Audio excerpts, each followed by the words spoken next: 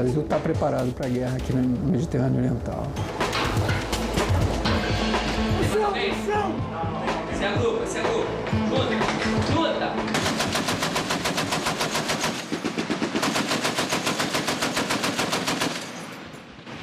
Durante uma semana, a conturbada área do mar Mediterrâneo foi a base da equipe da Globo News. Eu e o repórter cinematográfico Rui Silva acompanhamos de perto, com exclusividade, o trabalho da Marinha Brasileira durante a missão de paz da ONU aqui em alto mar, em águas próximas ao Líbano e a Israel. A partir de agora, no Globo News Especial, você vai conhecer o dia a dia dos cerca de 250 tripulantes da fragata União e entender os interesses políticos que levaram o Brasil a exercer um papel de liderança em uma área tão perigosa. O pôr do sol no Mediterrâneo anuncia que o momento tenso da rotina militar brasileira está prestes a começar.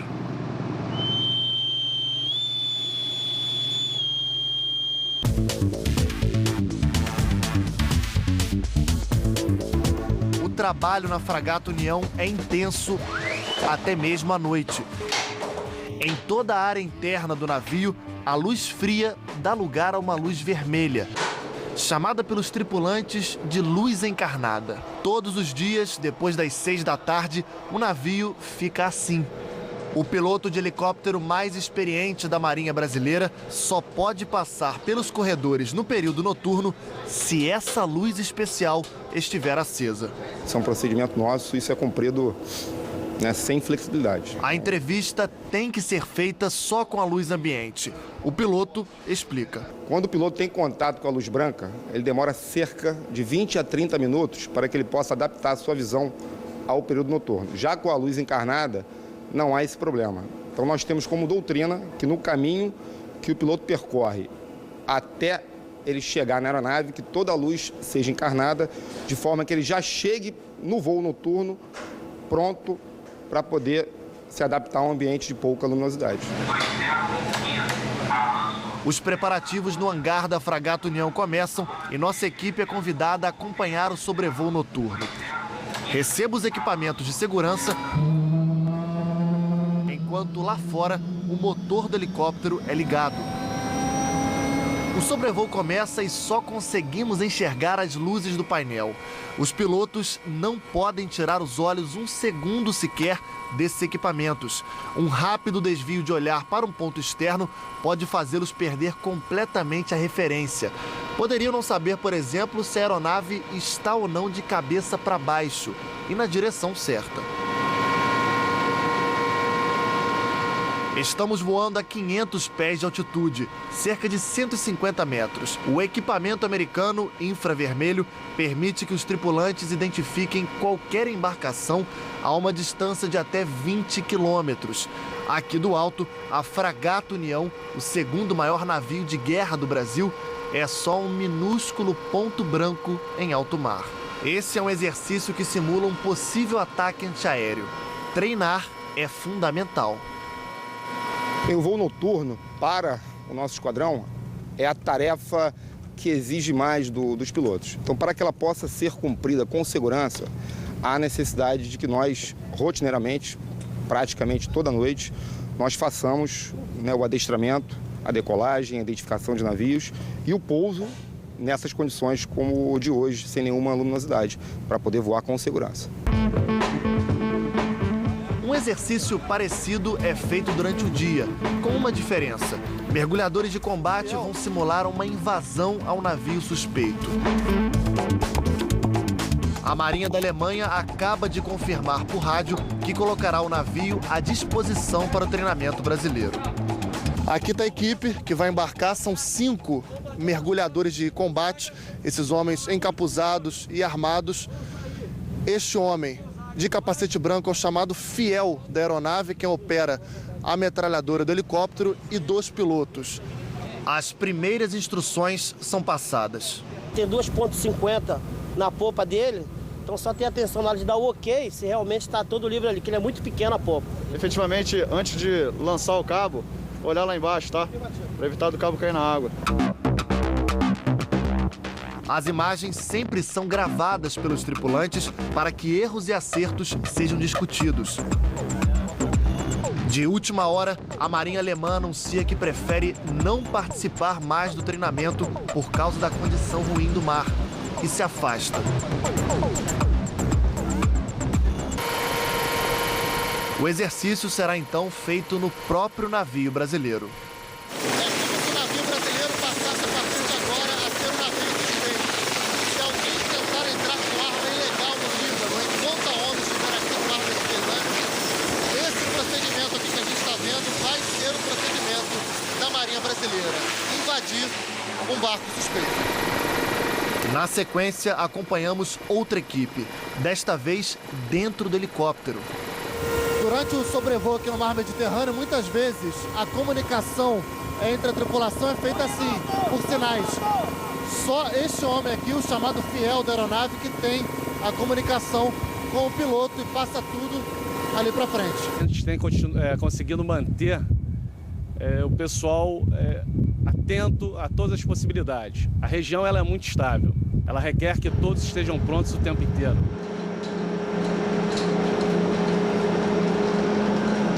É como se todos no navio estivessem em um permanente estado de estresse controlado.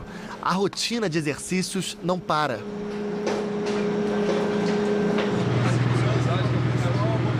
Do lado de fora do navio, os grupos se dividem, como se estivessem prestes a abandonar a fragata depois de um acidente. Não use água nas primeiras 24 horas, a menos que esteja alguém ferido. Abra uma lata de água a cada vez. Enquanto isso, dentro do navio... Deverá cumprir rota de extração de fumaça número 44. Essa aqui é uma simulação de uma situação de extrema emergência. Os tripulantes estão atuando no combate a um incêndio que começou naquela sala ali. As simulações de combate a incêndio são frequentes. É basicamente o mesmo exercício que era feito pelos militares que estavam na Antártica, no fim de fevereiro, quando 70% da estação Comandante Ferraz viraram cinza. 2 militares morreram. O incêndio no porta-aviões São Paulo matou uma pessoa e deixou 2 feridas. Panes elétricas passaram a ser uma das situações mais temidas pela Marinha em missões como essa.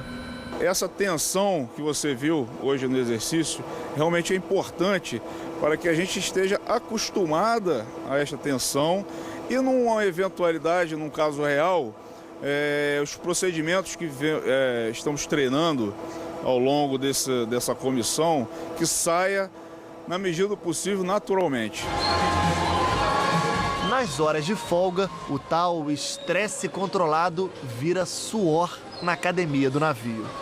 Fica de desestressado, a gente passa o dia bem, mesmo longe da família, mas a gente consegue desvencer as coisas e viver a vida em paz, com a graça de Deus, né?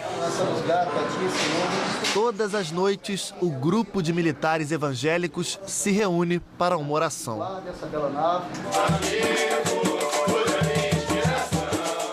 O tal estresse controlado também vira roda de samba. O militar que leva a música no banjo é o mesmo que prepara as refeições do navio durante o dia, ao som de samba. É a nossa vida, pô. Samba é a nossa vida. São 100 quilos de carne por refeição. 10 militares trabalham na cozinha principal do navio. O pessoal gosta mais da comida brasileira, matar um pouquinho da saudade de casa. Para matar a saudade da família... Oi, filho, como é que tá aí, filho? Tudo bem, pai. Tá tudo tranquilo aí? Tudo bem, com você. Sabe que a missão é importante. Para mim é um maior orgulho estar aqui fazendo parte dessa missão, mas a gente sente muita saudade, né? A família é muito importante. Aqui, estando a bordo do navio, é muito melhor do que estar em terra, né? Porque aqui a gente está no Brasil. O navio é o Brasil. Então é mais fácil para a gente, porque a gente está conversando no nosso idioma, a gente está comendo a comida brasileira. Quando o dia lá fora está bonito, os militares pedem autorização ao comandante e o churrasco é feito na pista de pouso do helicóptero.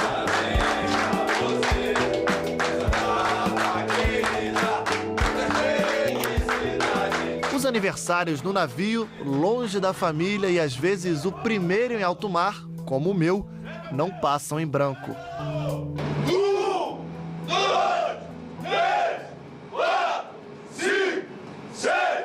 Agradecer a todo mundo aí pela recepção, tá sendo uma experiência incrível, profissional, pessoal também tá aqui com vocês, todo mundo super atencioso aí. A Fragata União tem a estrutura de uma mini cidade. Para uma missão que começou em novembro do ano passado e vai no mínimo até maio deste ano, pensou-se em tudo. A enfermaria tem equipamentos de centro cirúrgico e, se precisar, vira uma unidade de tratamento intensivo. Pode ser infarto, que no caso é uma doença, ou até um trauma. A gente está realmente com suporte, com equipamento para manter suporte de vida para 3 pacientes. A gente consegue estar fazendo 8 cirurgias, né? Com o material todo que a gente tem, 8 cirurgias sem repor nada. Ou seja, a gente tem oxigênio, aparelho de anestesia, 3 respiradores para a gente estar dando esse suporte avançado de vida individualmente para o ferido, né? Alguns espaços do navio tiveram que ser readaptados. Essa sala aqui originalmente é usada para descontaminar um marinheiro ou qualquer outro tripulante que possa ter sofrido uma contaminação por radioatividade durante um ataque, por exemplo. Esse marinheiro entraria no navio por um caminho alternativo e viria direto para cá para retirar essas substâncias. Para a missão de paz aqui no Mar Mediterrâneo, essa sala foi adaptada e virou um consultório odontológico. O pessoal chega aqui, doutor, eu preciso fazer uma limpeza. Ou então, doutor, a restauração caiu, dá para eu marcar consulta aí? Qualquer problema de emergência, dor, a gente vai tratar aqui a bordo. O setor de tratamento de água do navio também não para. A água das pias e dos sanitários vem para esse tanque, onde recebe um tratamento à base de eletricidade e outro com cloro. As bactérias são eliminadas. Em outro equipamento, a água salgada é retirada do mar por uma bomba e passa por filtros especiais. Em menos de 1 minuto, vira água pronta para o consumo.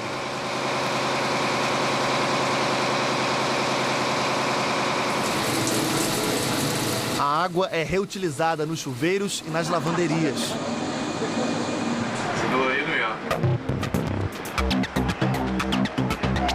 O funcionamento do navio é monitorado e gravado 24 horas por dia.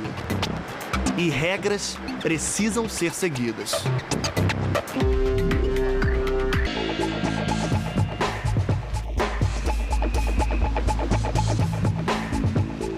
Esta é a primeira vez na história que militares brasileiros participam de uma missão de paz da ONU em alto mar. E num papel de liderança. O Brasil comanda uma frota internacional que conta com 3 navios alemães, 2 de Bangladesh, um grego, um turco e outro da Indonésia. No Mediterrâneo, a Força Tarefa Marítima da ONU, a MTF na sigla em inglês, tem 2 grandes objetivos. A MTF ela tem a missão de auxiliar a Marinha Libanesa para evitar a entrada de armas ilegais no Líbano. E, da mesma forma, treinar o pessoal da Marinha Libanesa para que eles venham a desempenhar essa tarefa no futuro com seus próprios meios. O Mediterrâneo é um ambiente inóspito e, até então, novo para a Marinha Brasileira. Para não deixar que armas ilegais entrem no Líbano por mar e cheguem principalmente nas mãos do grupo islâmico Hezbollah, o navio do Brasil atua nesta área em vermelho, perto de inimigos históricos que fazem dessa região a mais instável do mapa mundial. Experiente e diante do maior desafio de sua carreira, o almirante Luiz Henrique Caroli sabe que tudo pode acontecer nessa missão. O Brasil, aqui no Mediterrâneo, está bem preparado para uma guerra? Eu entendo que sim. Para isso, o Brasil trouxe o que tem de melhor, mais caro e mais moderno quando o assunto é armamento. Este lançador de mísseis pode ser usado contra navios ou até mesmo aviões. Esse míssil tem a capacidade, né, dentro do alcance dele, de derrubar qualquer tipo de aeronave. E consegue atingir um alvo a 14 quilômetros de distância.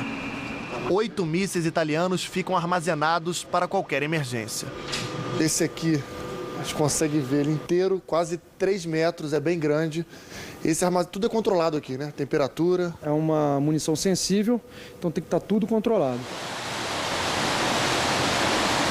Tem ainda um canhão de 40 milímetros, ideal para acertar alvos em grande velocidade, como as lanchas. Os militares também contam com armas pesadas para uso manual. Esse aqui é o fuzil M4, fuzil calibre 5.56. De uma lancha suspeita que porventura queira entrar no Líbano com arma ilegal, vocês conseguem com um tiro no motor parar essa lancha? Consegue. Com um tiro? Com um tiro. Nós estamos na nossa capacidade plena, tanto de material quanto de pessoal. O comandante do navio explica que um documento assinado pelo Brasil e pela ONU permite que o país use qualquer uma dessas armas em apenas uma situação. O uso da força pelo navio está autorizado nos casos de autodefesa. Em determinadas situações será necessário que o comandante ele se reporte ao Rio de Janeiro para que a gente possa ter autorização do uso da força no nível mais elevado. O perigo pode chegar pelo alto. Um dos momentos de maior tensão até agora aconteceu no fim do ano passado, quando um caça israelense sobrevoou a área patrulhada pela ONU. Um dos F-16 israelenses sobrevoou um navio alemão que estava em patrulha no sul. E essa é uma atitude considerada hostil entre forças militares, né? Porque pode ser interpretada como uma atitude de ataque ao navio. E no passado já tinha acontecido, em 2008 já tinha acontecido um incidente que quase que a Marinha Alemã disparou num avião israelense, que também numa atitude dessa, que gerou reuniões e tudo. Aí, nessa oportunidade que a aeronave sobrevoou, nós fizemos uma carta para o nosso contraparte, que é o comandante da base naval de Haifa, o comandante das Forças Navais do Norte de Israel. Fizemos uma carta e encaminhamos pelo Force Comando pedindo para que isso não se repetisse, que poderia ser interpretado como uma atitude hostil para a segurança de todos, né? É aí que entra a liderança brasileira, né? É nessas horas que a gente tem que conversar com eles, né? Às vezes a gente tem que ir lá conversar com eles. Todo mundo gosta do Brasil, então o fato de ser brasileiro realmente ajuda a gente na nossa tarefa. O almirante brasileiro saiu do status de autoridade militar para autoridade de Estado. Já representou o Brasil em encontros importantes no Oriente Médio, como reuniões com o secretário-geral da ONU, Ban Ki-moon.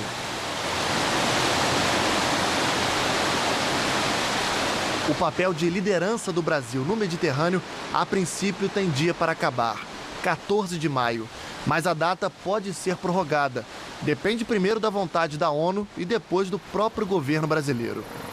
O grande interesse do Brasil em manter um navio de guerra no Mediterrâneo está em conseguir uma cadeira permanente no Conselho de Segurança da ONU, posto que o país almeja abertamente há pelo menos 2 décadas. O sucesso da participação brasileira na missão de paz no Haiti conta a favor.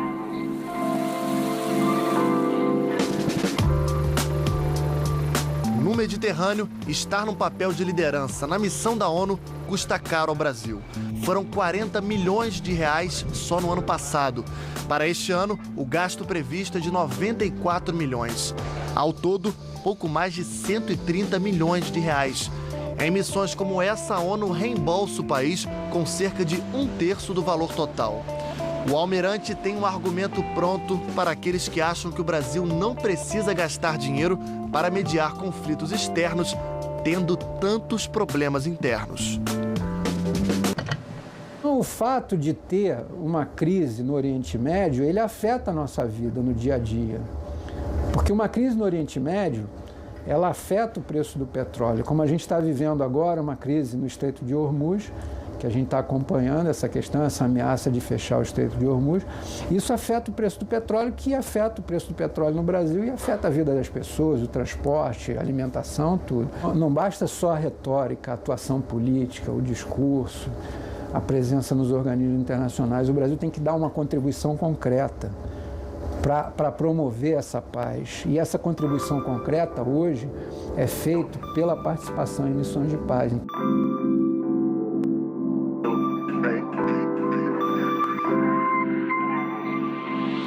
O Brasil ele precisa dar a sua contribuição em termos de segurança internacional. Então, para que ele seja respeitado, seja ouvido nos fóruns internacionais, e o Conselho de Segurança das Nações Unidas é o principal dele, ele precisa dar uma contribuição concreta. E, além disso, ele promovendo a paz, ele vai criar um ambiente de desenvolvimento para todos, inclusive para ele. E isso vai reverter em termos de benefícios para a nossa população. Então, é importante, se a gente quer se relacionar com os outros países como precisa, é importante que a gente participe de missões como essa, é importante para a Marinha estar aqui, para o Brasil estar aqui.